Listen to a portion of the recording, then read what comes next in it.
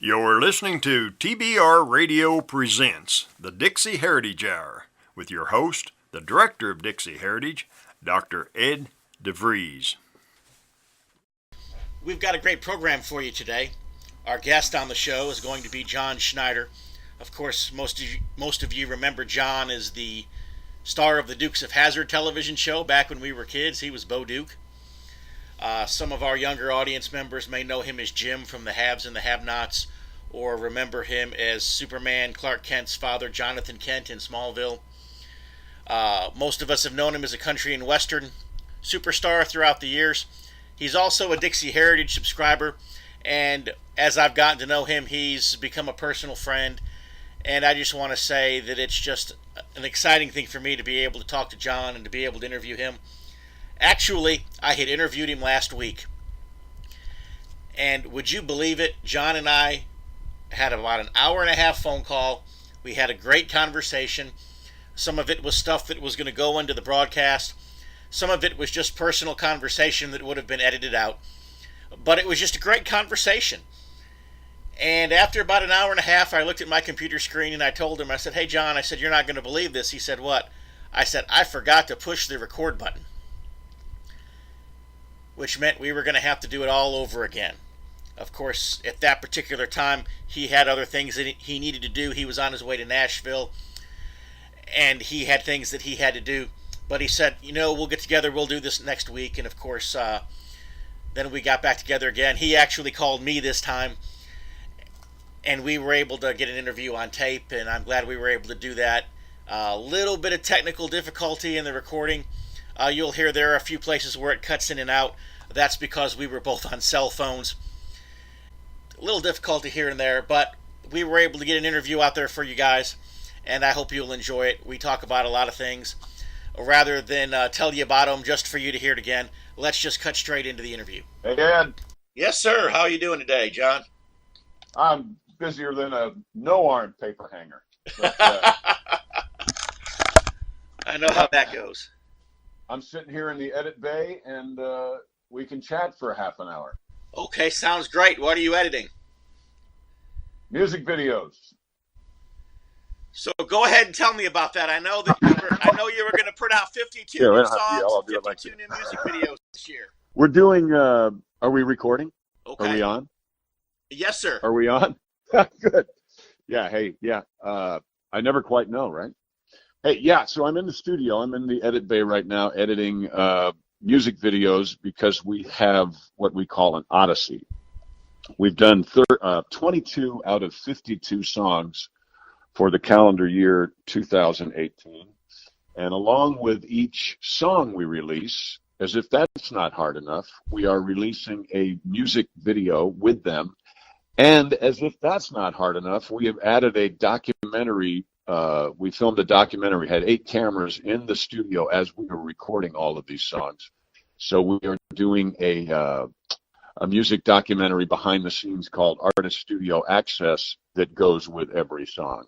So it's a song, a video, and a documentary 52 times. And then the rest of the year. I don't know what we're going to do with the rest of the year. Yeah, I know here a couple weeks ago now, you had re-released the Good Ole Boy song by Waylon Jennings. Yes, but it's by us now, of course. Right. So we did a whole great thing. We had a bunch of people in the recording studio, like John Connolly, like Tanya Tucker, like T. Graham Brown. We had a great time and a wonderful group of people that came in.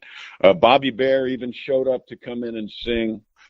The Nelson twins, Matthew and Gunnar Nelson, which are Ricky Nelson's, I think grandchildren. We had Heidi Neufeld from Trick Pony. She came in not only to sing but also to play harmonica. She's an amazing harmonica player.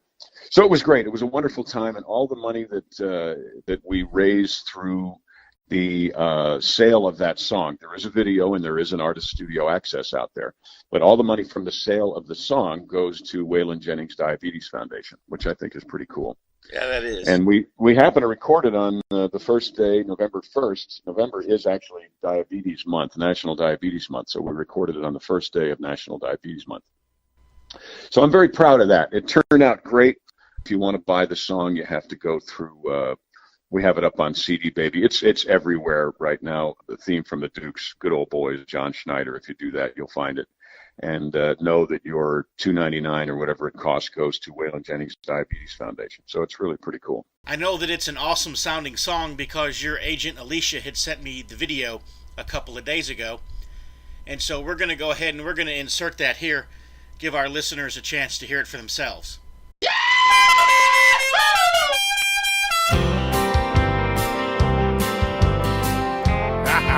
Listen up, just a good old boy,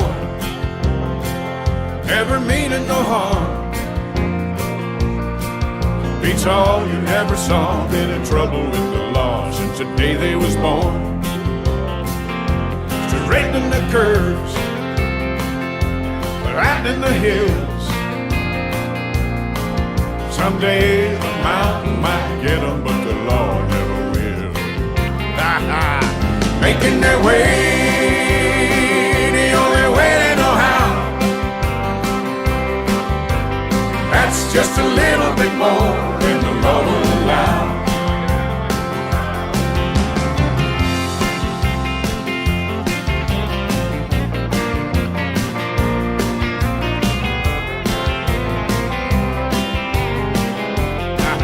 Play it, Joe.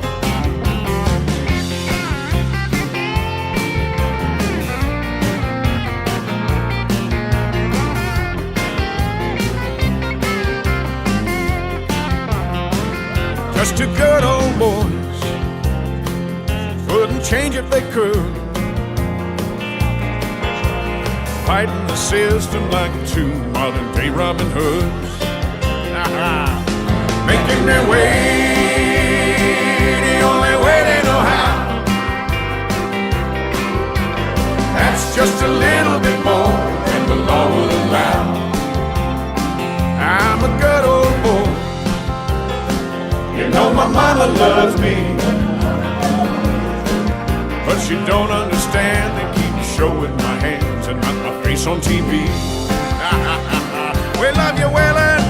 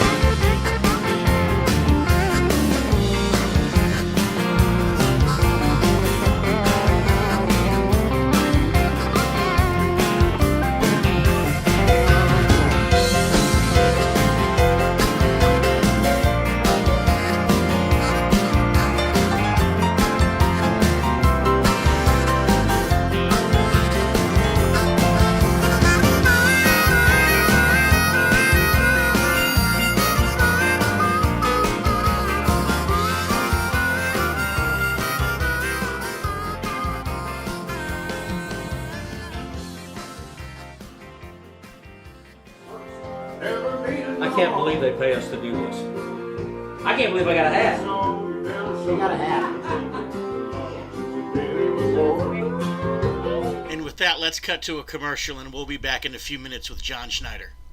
God Bless America Again conference is coming to Ocala, Florida, January 26th and 27th. Starts at noon each day at the Southeast Livestock Pavilion, 2282 Northeast Jacksonville Road. It's going to be a time of prayer, praise, and testimony and some of the best in Christian gospel music. Everyone's invited. Tickets, you don't need no ticket. It's a free event. Call 352-250-1771 for more information. So which song did you do today? Working on one called Heaven Help Me. Today we are doing this. Gentleman that wrote it, his wife is going through a very extreme bout with cancer right now, and He's a wonderful guy. They're a wonderful family. We just noticed yesterday that he put a GoFundMe page.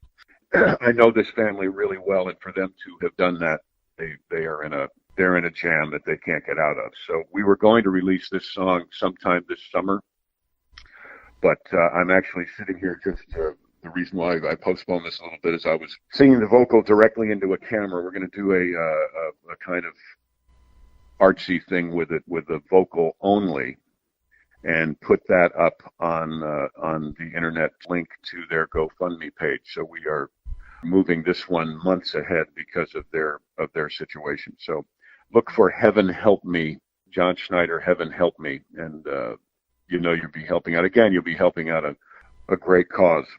But it's interesting how God works. You'll be going through a hardware store and say, well, that's a good looking Allen wrench set. I think I'll get that. And you'll get it for no apparent reason. Then a couple of days later, you'll be out on the side of the road with your truck stopped, and you'll need an Allen wrench set, and you'll say, well, son of a gun, I've got it right here in the center console. I really had no intention, Alicia and I, neither one of us had any intention of doing this song this way, but it's funny, two people we love dearly, all of a sudden need an Allen wrench, and we're it. Okay. Yeah, so it's pretty amazing, and I'm humbled and honored to be part of this man's challenge and this family's victory. And just so our listeners will know, you're talking about Chuck Cannon and his wife, Lori Cannon. And once again, your agent, Alicia, was great enough to send us a copy of the video.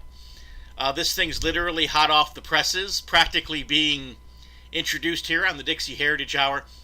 And so we're going to go ahead and show that, play that, so that our listeners can hear it.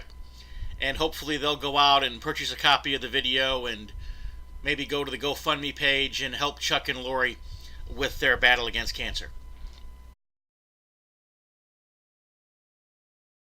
I could lose my vision, my eyes no longer see, and I could lose my religion in my struggle to believe. That would be a loss. That would be a cross. I'd somehow rise above. But heaven help me if I ever lose your love. I have traded my innocence for the secrets of the night. Felt my calloused conscience lose its grip on wrong and right, and it cut me to the bone. But somehow I've held on, 'cause I could feel your touch, and heaven help me if I ever lose your love. You are the one light that shines on me. Without your love, God knows where I'd be. Lost without a prayer, somewhere way out there, my soul would turn to dust, and heaven help me if if I ever lose your love. You are the one light that shines on me. Without your love, God knows where I'd be. So hold me close again. Tell me it won't end. And that will be enough. Heaven, help me if I ever lose your love. Heaven, help me if I ever lose your love.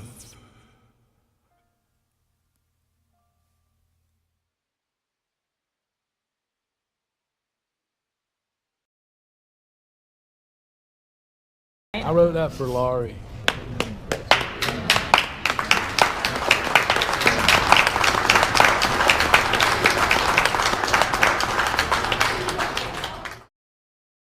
We're going to pray for Lori and that these videos and the GoFundMe page help her to raise the funds that she needs for her cancer treatment, and to just pray that those treatments will be successful for her. And I know that this wasn't the mood or the tone that you wanted to set for your new album, but at the same time I realize that being able to help your friends was a motivation and an inspiration to change the tone of the album just a little bit.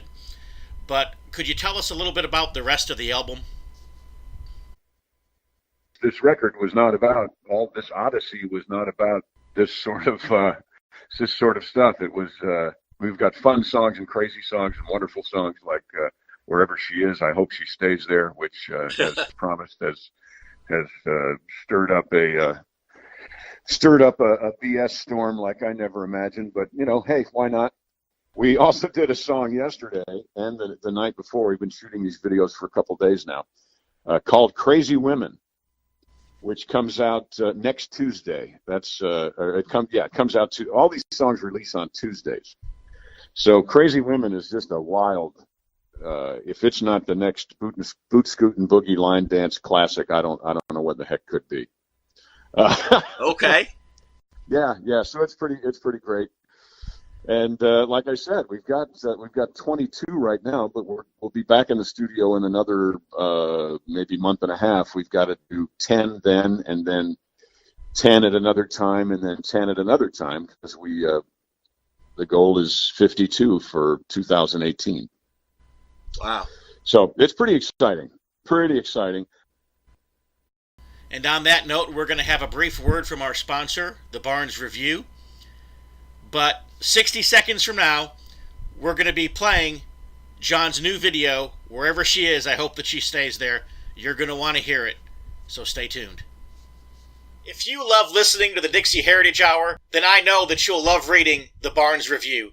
The Barnes Review is one of my favorite magazines. I began reading the Barnes Review long before they became a sponsor here on the program. In the Barnes Review, you will read vignettes of man, from the prehistoric to the very recent, from forgotten races and civilizations to first-person accounts of World War II and the late Cold War. There's just not a more interesting magazine published today, nor a more significant and important subject than real history. So if you'll visit www.barnesreview.org, that's www.barnesreview.org, you can find out how you too can become a subscriber to the Barnes Review. You can subscribe to receive the Barnes Review by mail, or you can subscribe to receive the Barnes Review electronically in PDF editions. Or you can subscribe to receive both. That's what I do. So visit www.barnesreview.org and subscribe to the Barnes Review. Gotta have some tambourine.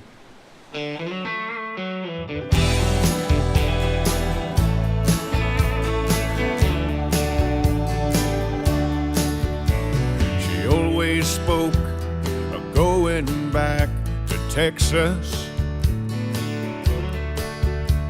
But then again, she sure did like Key West. Well, heaven only knows where my ex is, but at least she's giving my poor old heart some rest.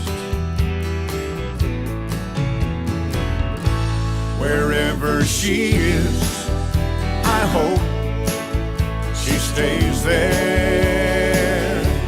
Whoever she's with, he's welcome to my nightmare. It sure is nice, paradise without her in my hair. Wherever she is, I hope she stays there.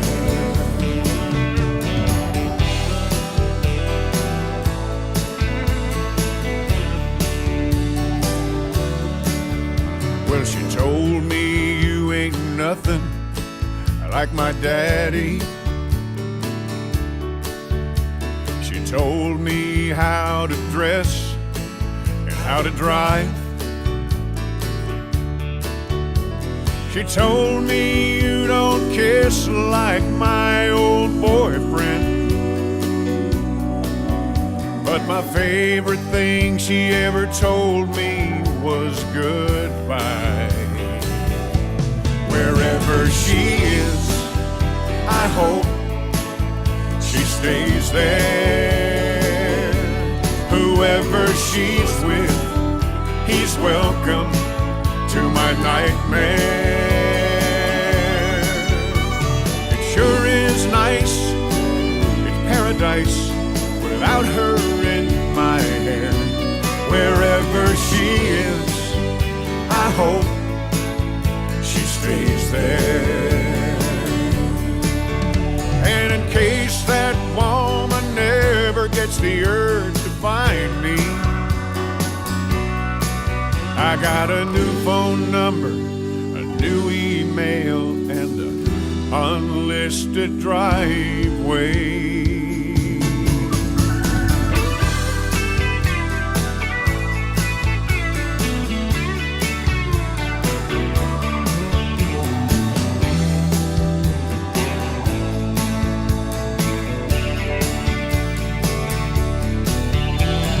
Timbuktu, Kalamazoo, Malibu, I don't care.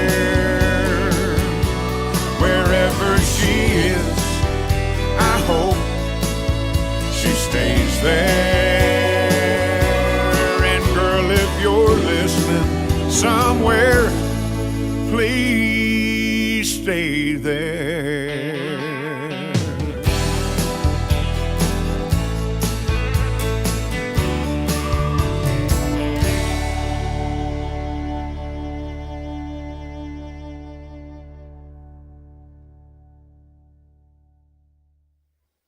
Wherever she is, I hope that she stays there. Was that written for the ex-wife? It was, but not mine. I found it. I found that song. I did not write that song. I wish I'd written that song, but I had. I found that song. It's a crowd pleaser. And what's so funny is women seem to love it, maybe even a little more than men. Okay. It's crazy. But it's been a wonderful ride with it. People have it's been out a very short time. It's getting all kinds of plays on radio stations and the artist studio access behind the scenes of recording it has been selling. The song itself has been selling, so it's been great. It's been great. So it was written for everyone's ex-wife and really everyone's ex-anything, male or female. Who like, you know, once you're over it, you're over it. It's like, okay, Right. I'm done with this. And truth be known, whoever that person is, they hope you stay where you are too, right? Because that's kind of the nature of the breakup. So I love it. It's gotten more traction in my music career than anything it's had since maybe Country Girls back in '87. Okay. So I'm very excited about it. Very, very excited about it. And Crazy Women is a wonderful follow-up to it. Because it says, I love crazy women, which is basically like, okay, well, there you go. Okay. You can't blame anybody but yourself, dude. Yep. So, so it's great fun. Great fun. I know you stay busy, that's for sure. Every time I text you or call you or talk to you, it seems like you're always off doing some great new project, and so it's exciting to be able to hear about them. And before we start to talk about the Dukes of Hazzard and some of the old stuff, is there anything else new that's going on? Of course, the Haves and Have-Nots is back on the air. So that started last Tuesday, on the day that wherever she is, I hope she stays there, released. So it's wild and crazy. And I played the Ryman since we last spoke. I played the Ryman, and we had a listening party, and so it's been quite a wonderful life with only one glitch in it. Are you still making progress on your variety show, Yee Haw? Oh yeah, we're doing another episode toward the end of February. We do another episode, and that is we're starring a amazing guitar player, singer, songwriter named Tom Bresh. He is from Merle Travis family. He's part of my history because Johnny Cash cut a song on the Dukes of Hazzard album some almost 40 years ago called The General Lee, and Tom Bresh wrote that song. So I've been aware of Tom Bresh for a long time. He played on this new Odyssey we're doing, and love him to death. He's going to come out and be the guest star on Yee Haw. So tell us a little bit about Yee Haw. I know you had said it's kind of kind of inspired by the old Hee Haw show, kind of inspired by Carol Burnett. Yeah, it's a combination of the Carol Burnett Show because we have some skits like Harvey Korman and Tim Conway. We have skits like that. We have, of course, nobody has skits like that. They were the funniest thing since Jack Benny. We have skits. We have some political satire, of course, which is kind of the Rowan and Martin laugh-in element to our show. And we have a cane field and a bus stop and a Venetian blind window that we open up and tell knock-knock jokes, and an outhouse that we open the door and tell jokes and then slam the door in our face while you're sitting there in the outhouse. And that's our Hee Haw element. So we call it Yee Haw, and we do it in front of a live audience in the barn here at the studio, but we also film it. Done 2 episodes so far, and a third one is coming up, and as soon as summer rolls around, it's more of a summertime show. Once summer rolls around, we're going to start releasing that also on our Vimeo. Cost, I don't know, $4.99, $5-6, I don't know, to watch an episode of Yee Haw. First guest was Lulu Roman from Hee Haw. Second guest was none other than Ruth Buzzy from Rowan and Martin's Laugh-In. And our third guest, as I said, is Tom Bresh. So it's going to be great fun. And I'm the host. I'm kind of Buck Owens and Roy Clark rolled into one in this show. Can you pick your guitar as fast as Roy Clark could pick his banjo? No chance. Roy Clark is one amazing guitar player, still kicking, still picking, still one of the best players out there. He's an amazing guy. John, Roy, did you know that the manufacturer just recalled my new car? You're kidding. What was wrong with it? Oh, some guy at the factory made a terrible mistake. What was that? He put in some parts that would outlast the warranty. No!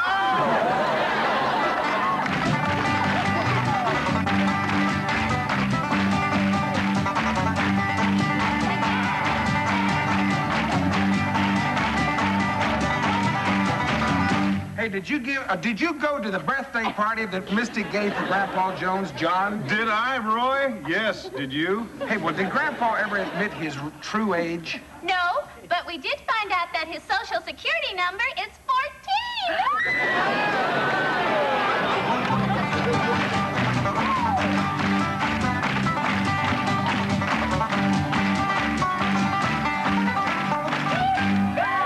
Well, I got a great idea for weight control problem. You buy one of those new metric scales. That way you won't have any idea what you weigh. Ever. Empty. Oh, it's you, Hammerhead. What is it? What is it? What is it this time? Mr. Clark, something terrible is just about to happen. I was peeping in at room 406, peeping through that transom in there, and I seen a thief down in there in that room. A thief? Yes, sir, Bob can't tell. He's packing one of our towels in his suitcase, and he's a-getting ready to check her out. Oh, it's not one of our good ones. It's our best one. The one that says Holiday Inn on it. You know, Mike, I'm sick and tired of my old man bad-mouthing the way I look. I don't look that bad, do I? Oh, I'd lay to tell you the truth. You look like $1 million to me. Oh, Mike, shoot. You ain't never seen $1 million. Well, you're right. You look like something I ain't never seen before. If you're like me, and I'll bet you are because you're listening to the Dixie Heritage Hour, you like to be on the cutting edge of honest news and accurate information. You like to hear about the latest financial trends and to know what's happening around the world and right here in the United States, the things that can directly impact you, your life, and the life of your family. And if you're like me, you do not rely on the mainstream media to obtain this information because, frankly, you know that you just can't trust them. Fortunately, there is an alternative news outlet with a long-established track record for honesty and integrity, and that is the American Free Press. AFP is the preeminent alternative, independent news source for honest, hard-working, truth-loving Americans. AFP is the antithesis of the controlled, lamestream media. AFP is employee-owned and has been so since its founding. Because of that, AFP never has and never will allow advertisers or special interests or big money to dictate what appears in the pages of the American Free Press newspaper. 26 times a year, the American Free Press newspaper can be delivered to your door, packed with the kind of uncensored news that I know you're going to appreciate. AFP covers the stories and tells the truth that the lamestream media is frankly scared to touch. And AFP offers real, on-the-scene reporting and commentary, the likes of which you will never see in the Washington Post, the New York Times, ABC, NBC, CBS, CNN, or just about any other lamestream news source that you can think of. That's right, there's only one national populist news weekly staffed by an unsurpassed team of veteran investigative journalists who will dare to rip the veil off of many of the major news stories that are being censored and suppressed by the big money controlled media monopoly. And that's the American Free Press. AFP publishes exciting, in-depth, uncensored news and information that's grassroots and patriotic, information that Americans need to know in order to combat the growing police state. AFP stands firmly against the New World Order and against those who are working to establish a global plantation under the rule of a powerful few. In short, AFP is your voice. If you have any doubt why they want to silence AFP, you must be relying on the lamestream media for your news, and folks, that's a big mistake. If you're ever dissatisfied with your subscription to the American Free Press, their guarantee is that you just drop them an email and they will gladly refund the unused portion of your subscription. So what are you waiting for? Visit www.americanfreepress.net. Once again, www.americanfreepress.net. And find out about the American Free Press. Do it today. So you'd mentioned it had been 40 years since the Dukes of Hazzard. Kind of humbling to be able to say that. Yeah. But it's true. Yeah. Which means that I was 5 years old the first time the Dukes of Hazzard came on TV. Yeah, thanks a lot, pal. Yeah, and I was only 18. I mean, I wasn't like I was 40 or anything, but still. Well, you want to know what my wife told me the other day? What? My wife told me the other day that you were her first crush. Well, there you go. Put that in your pipe and smoke it. Yeah. And she saw your video, the remake of the Good Ole Boy video the other day. Yeah. And she told me that. She said he can still be a crush. Well, good. Tell her to watch wherever she is. I hope she stays there. I think she's going to like that. So yesterday you had a movie hit the theater, Alien Intrusion movie, hit the theaters yesterday. I did. How about that? I hope that's doing well. What I want to do right now is I want to play the trailer to the Alien Intrusion movie. And let me just say, John, this is a movie that I'm really, really looking forward to seeing in the theater. In the trailer, I noticed Guy Malone was featured in the trailer as one of the people who is interviewed in the movie. Guy Malone's kind of an interesting character. When I was the pastor of Mountain View Baptist Church in Roswell, New Mexico, I met Guy Malone and his wife. We met in a coffee shop, of all places, there in Roswell, and we struck up a conversation. And at that time, he was a radio host on Coast to Coast Radio. And so I knew who he was, and so when I met him in the coffee shop, we started talking and had a nice conversation. And he and his wife ended up coming to church the next Wednesday night and then the next Sunday. And then the two of them became a couple that I found myself entertaining in my home quite frequently. Then I moved to Florida. Then Guy moved to Florida. And, of course, now Guy's moved back to New Mexico, but we still stay in touch, and he's been a good friend for the last several years now. And so it was kind of neat to see that the two of you were making a movie together. Anyways, let's show the trailer.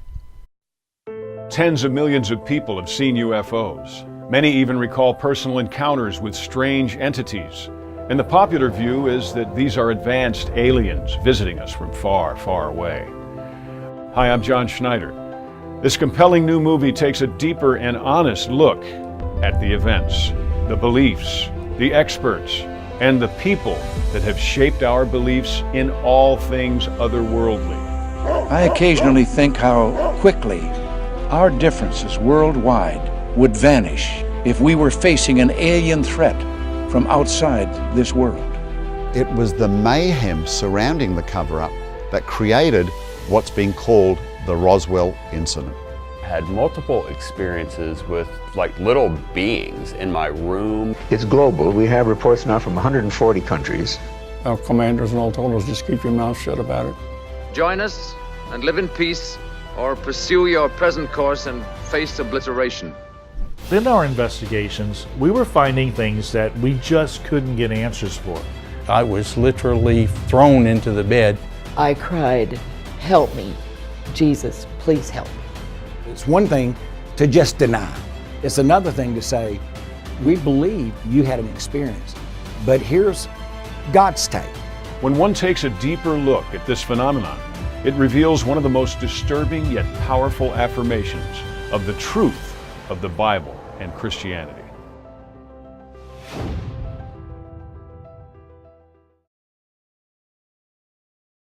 I'm going to be very disappointed if UFOs turn out to be nothing more than visitors from another planet, because I think they could be something much more interesting. Now that was an interesting time too.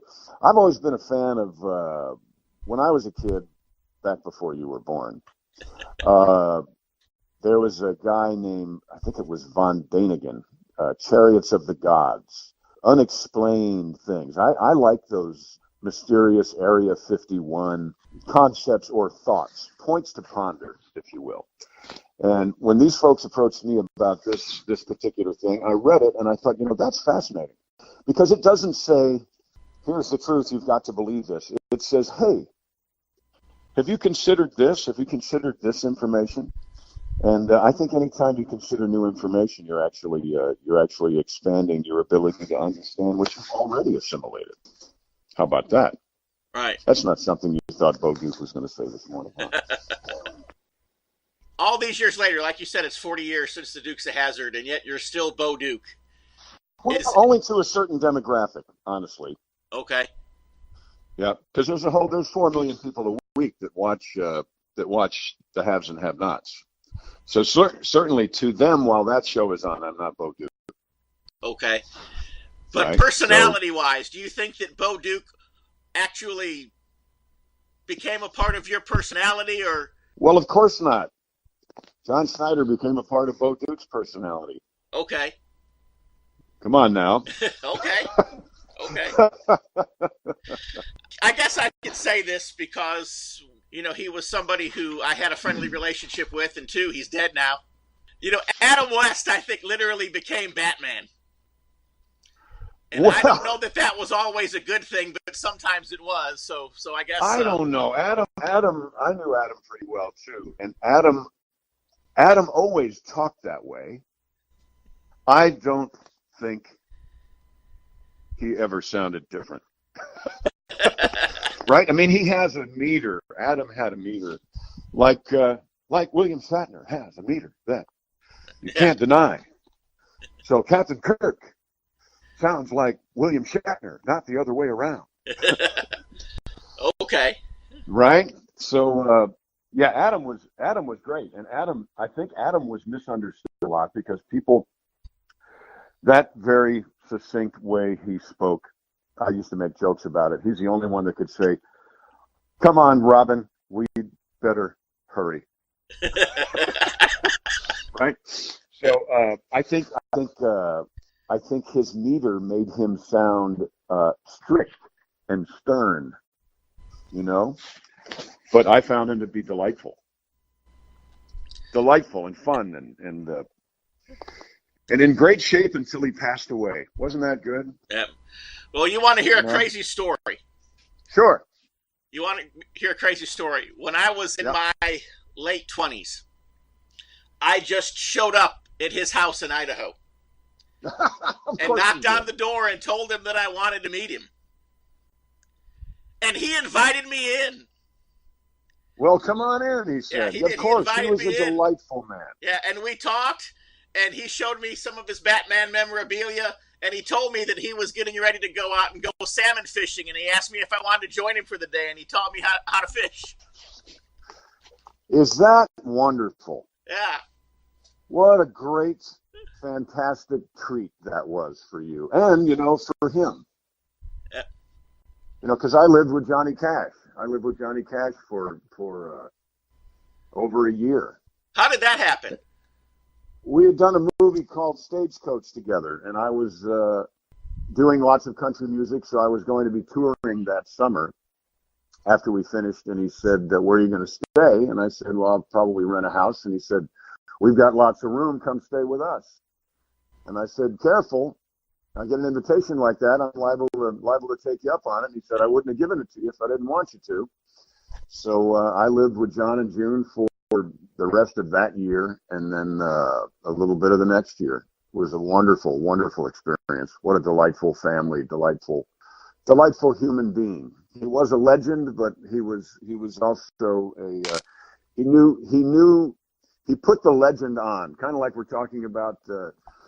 Shatner didn't become Captain Kirk. Captain Kirk became Shatner, and Adam didn't become Batman. It was the other way around. Well, Johnny Cash knew when he was on stage he had to be Johnny Cash, but he was not that off stage. He was funny guy, goofy even, which is really, I think, quite wonderful. And I was a fan of his always. We used to watch, my grandmother and I used to watch Hello, I'm Johnny Cash. So I was a big fan of his throughout my growing up. I think probably the first song I ever learned was Boy Named Sue. So, which was, I think, the original country rap song. Okay. But yeah, so I know absolutely that John enjoyed our friendship as much as I enjoyed our friendship. And I'm quite certain that Adam enjoyed his friendship with you as much as you enjoyed your friendship with him. And I think that's wonderful.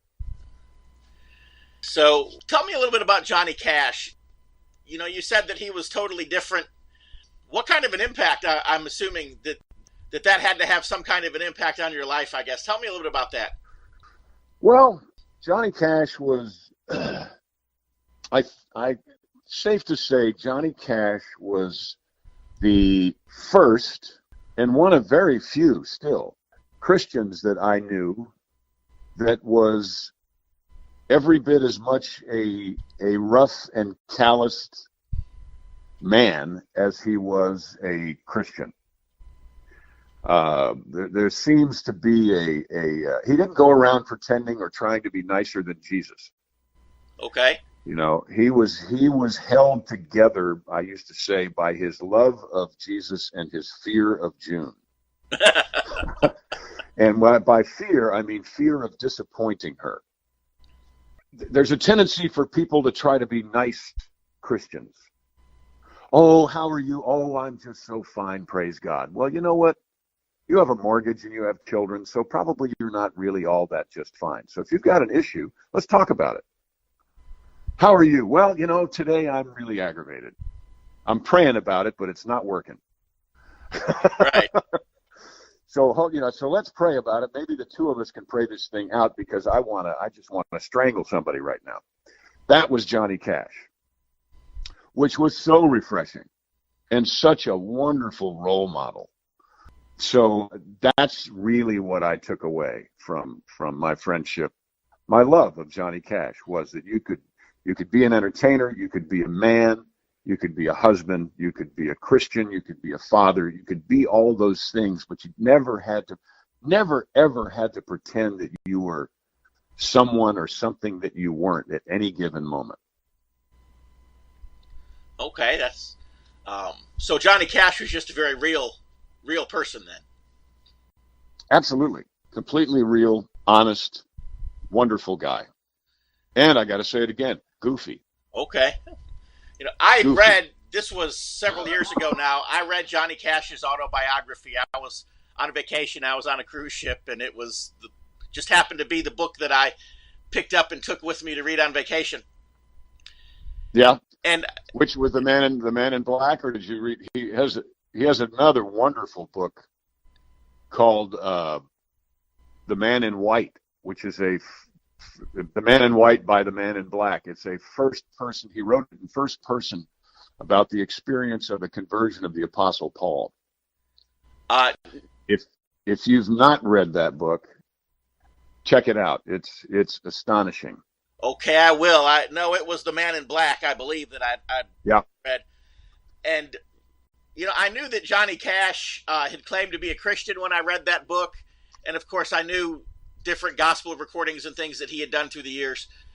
But when I read that book, I remember thinking, I was about halfway through it, and I remember thinking to myself that this book could only be written by somebody who the Holy Spirit of God indwelled.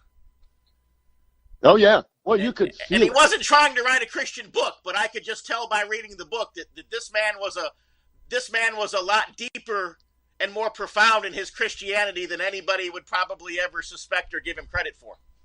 Oh, yeah. Well, he had a lot of time to think about it. I mean, think about the life of somebody like Johnny Cash. There's a tendency to sequester yourself away just for self-preservation. Yep. Because every minute of every day with everyone other than those who really love you and who really know you is an interview. Every moment, every waking moment is an interview, and you don't want that. You just want to be. So he had a lot of time to reflect. He was an amazing guy. What an honor it was to have been able to call him friend. To have been able to just hang out, just being with Johnny Cash, which actually that's giving me an idea. That's when I'm not sitting around eating bonbons, maybe I'll write that book. Okay. You don't really sit around and eat bonbons, do you? I certainly don't. I wouldn't even know a bonbon if I was right here. I'd say, what is that? That's not a Heath bar. I like me a Heath bar, but okay. Anyway. So I know we talked about it before, but if you could kind of tell us again, with the Dukes of Hazzard, you've been getting a lot of blowback. I know on the Confederate flag being on the General Lee and the playing of Dixie on the horn and all that. You know, just kind of give me your thoughts on that. There's a tendency to, I guess it's revisionist history. There's a tendency for people just to take things out of context these days because it's easy. You know, everybody has to be aggravated and up in arms, collectively up in arms about something this week or today. You know, because God forbid you aren't part of what's trending on Facebook. Right. Or if you don't know what's trending on Twitter, I don't even know what that even means. A trend, I think by definition, is it lasts. A trend, I believe, in the world of measuring is longer than a fad. And a fad is something that lasts at least a measurable amount of time. A trend now, trending lasts about that long. As soon as you trend, something else trends more, and then you're down the food chain. So we were the victims of, there was a terrible tragedy where somebody, I don't even remember exactly what happened, but I know that a Caucasian person killed an African American person, and they found a picture somewhere with the Caucasian guy standing in front of the Confederate flag or the rebel flag or the stars and bars or whatever you want to call it. It's not actually the original rebel flag or Confederate flag anyway. But whatever it is, it has become for some the universal symbol of racism, which is just kind of what's happened now. It used to be, we used to call it the rebel flag, and a rebel flag is someone who, like the Duke boys, are fighting the system, like two modern-day Robin Hoods. When Charlie Daniels had that flag on an album cover, it was certainly not a racist symbol. When Leonard Skinner had that flag on an album cover, it was not a racist symbol. It was a symbol about us against the system, us against an oppressive government, us against them, whoever they are, but never in a racial sense. Never, ever, ever, not in this century or the last century, was it ever that I know of, at least in my lifetime. I can talk about my lifetime. There's a picture I found the other day of the Rolling Stones in front of the Alamo, and they're each holding a flag, and Keith Richards is holding that flag. It was not a statement of racism. But for that moment, the flag became a statement of racism, and anyone who was related in any way, peripherally or directly, to that symbol became a racist by proxy. So the Dukes of Hazzard became a racist television show in the eyes of the trending world in which we currently live. And it became the enemy. And I think racism is the enemy. But I do not believe Dukes of Hazzard is the enemy. If somebody told me here it was an African American man a couple days ago said, you know, if you boys had intended that flag to be making any sort of a racist statement, that Uncle Jesse would have made you scrub it off with a wire brush. And I said, amen. It's just kind of what happens. Right. I mean, knowing the characters, I mean, I'm sure that filming a television show for as many hours as you did, you got to know a little something about the character of Bo Duke and probably even the character of Luke Duke and Uncle Jesse and Daisy and all the rest. Absolutely. So there was nothing racist at all about any of those characters. Absolutely not. And it's absurd it really truly is an absurd notion to try to put that on those characters or on that show. Mm. Just, it's sad. It's sad that things like that happen. I understand that, like I said, everybody needs, in order to feel like you're part of the current conversation, if you will. Used to be through literature, used to be through reading. You have to be aware of what's trending. I get it. It's sad that people can just call something, you know, you can look at a duck and somebody can say, oh, that's a chicken. I mean, and God forbid you say, no, that's a duck. I mean, yeah, it's a bird, but it's not a duck. It's not a chicken. Well, I've got a picture in my head right now. Then you become ignorant. You become ignorant and you become a duck by proxy. Ooh. Yeah. Think that through. Yeah. Well, I've got a picture in my head right now because when I was a kid, of course, you know, we watched the Dukes of Hazzard. Even if we missed church on Sunday, we didn't miss the Dukes of Hazzard on Friday, kind of thing. Well, of course not. And, of course, we all watched it. The white kids watched it. The black kids watched it. And I have the image in my head right now of black kids that I went to elementary school with wearing Dukes of Hazzard T-shirts. Oh, absolutely. Yeah. So not a day goes by when somebody doesn't say, my cousin or my brother and I used to fight about who was going to be you. I hear that from white people. I hear that from black people. I hear that from Asian folk. I hear that from everyone. I have been on the Apache reservation and heard that from the Apache.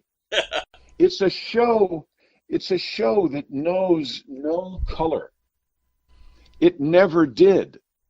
So it's a shame. Yep. It's a shame. So my son asked me a question the other day. Since the last time we talked, he's got into the Dukes of Hazzard binge on the DVDs. And he's 11 years old, and he asked me the question, and when he asked it, I remember having the same question when I was a kid. And that was, why is it that almost exclusively you drove the car and Luke never got to drive the car? Well, because I was the driver and he was the crew chief. We had our dream was to be in the NASCAR circuit, which it's odd. People forget that. We're always getting the car ready for the race on this weekend. We're always trying to. We were at the qualifiers, or we were trying to get into NASCAR. That was Bo and Luke's dream. So I was when you do that, somebody's the driver, and somebody's the crew chief. Somebody's the brains, and somebody's the brawn. So that's how it was. I've had people ask me why the doors were welded shut, and I'm thinking, well, wait a minute, don't you pay attention? It's a NASCAR. Well, you know, when I was it's not something we went to get groceries with. I mean, we did, but that was the birth of NASCAR. NASCAR was about cars that people drove all the time, moving moonshine, by the way, through the mountains, and then they would go race it on the weekend. People forget that. Yeah. You know, people think of NASCAR always being what it is today, but it wasn't. Right. Well, I know when I was a kid, my parents and my grandparents used to get on to me all the time because we didn't always have air conditioning running in the car, and a lot of times the windows would be down. And, you know, back then you could even park your car in the parking lot at the grocery store with the windows down. Imagine that. And so I would always want to climb in and out the window like you and Tom Mopat did on the show. Well, of course. That's the way you do it. It's the only way to go. Yeah. And I saw a video on YouTube the other day, and I'm not for sure when it was shot, but it was you trying to jump through the window of a General Lee car. Oh yeah, that was the one that was in Tyler, Texas, and hopefully they put that it was up on a rack, like, so it was about a foot higher than it should have been. Did I make it, or was it tough? You did about the fifth or sixth try, and I do remember it was up on a lift. So yeah, that did add about a foot. Yeah. Hey, listen, I have got to run. It's 10:06, and that means I'm 6 minutes late for what I was supposed to do at 10 o'clock. Okay, sorry about that, but I do appreciate. That's okay. I enjoy talking to you, though. It's great. Yes, sir, and definitely want to keep up with all the stuff that you're doing. Could you leave us with a quick invitation to Bo's birthday bash? You betcha. Hey, this is John Schneider. We've got the most fun happening here in April for my birthday. That is April 7th and 8th, right here in Holden, Louisiana. We're doing a thing called Bo's Extravaganza. There's going to be food. There's going to be music. There's going to be a car show. There's going to be stuff for the kids. There's going to be stunts. And I'm thinking about actually jumping a car myself. You don't want to miss that because it could be the first and last time I ever do it. So check it out, Bo's Extravaganza. Go online to johnschneiderstudios.com. Get yourself a ticket. Come on out and have a great time. All right. Thank you, John. God bless you. Thank you, my friend. Take care. Bye. Bye. Well, that was our interview with John Schneider, and I really enjoyed doing that, and I hope you enjoyed it as well. Our broadcast is just about to come to a close, but before it does, what I'd like to do is I would like to encourage you to go to John Schneider's website, look at his store, see some of the videos and some of the CDs that he's got there, some of the Dukes of Hazzard merchandise. You can see some of the movies that have been produced there at John Schneider Studios. They're all very affordably priced. I think the most expensive DVD on the website is $4.99. So John's just trying to get some good family-friendly films out there for people. And so take advantage of that. Go to the GoFundMe page and, go look at the video again. I know all the proceeds to the new Dukes of Hazzard song go to the Waylon Jennings Diabetes Foundation, a great charity. And we're happy to promote it and support it here today. So do that. And then go to the Dixie Heritage website, www.dixieheritage.net. www.dixieheritage.net. Sign up for our free newsletter. We'll send it to you every week. We'll keep you informed about everything that's going on with heritage preservation, with attacks against Southern heritage and so forth. Go sign up for that, and when you do, I will give you a free copy of my best-selling book, The Truth About the Confederate Battle Flag. So until next week, this is Dr. Ed with Dixie Heritage. God bless.